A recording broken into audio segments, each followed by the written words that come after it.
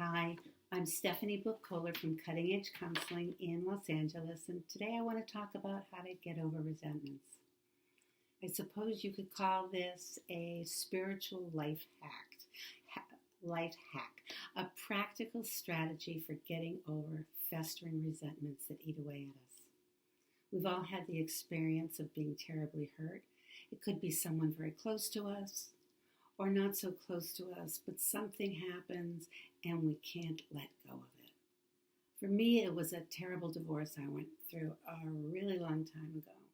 I was filled with fear and anger. I wasn't sleeping, and I would get swept up in these hate spirals, pulled into a whirlwind of rage. I felt poisoned by them, and it felt beyond my ability to stop them. At the time, frankly, if it had hurt him, I would have been all in. The problem was it wasn't hurting him and it was killing me. Now, I'm a long-term meditator, so I looked to my meditation practice for some skills or some wisdom, and I started to use metta meditations. That's spelled M-E-T-T-A, and it's usually translated as loving kindness meditation. There are countless ways of doing it.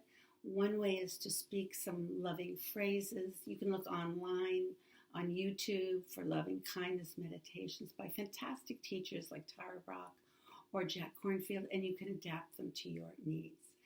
A common set is, may I be safe, may I be happy, may I be healthy, may I be at peace. You can use these lots of different ways. You can start with yourself, then extend the phrases to other people. The way I was taught to do it was to always start with myself, to evoke good feelings, and once I felt filled up, then I could start welcoming other people into the circle. So I started doing it, but I was filled with resentment. I would start with the phrases for myself, may I be safe, may I be happy, and then I would try to extend them to my former spouse. But I was doing it through gritted teeth, and it came out like, may you be safe, may you be happy, and clearly that wasn't working. So the first change I made just in my daily life, when I started to have anger towards him or judgmental thoughts towards myself, I would just gently brush them away from my heart.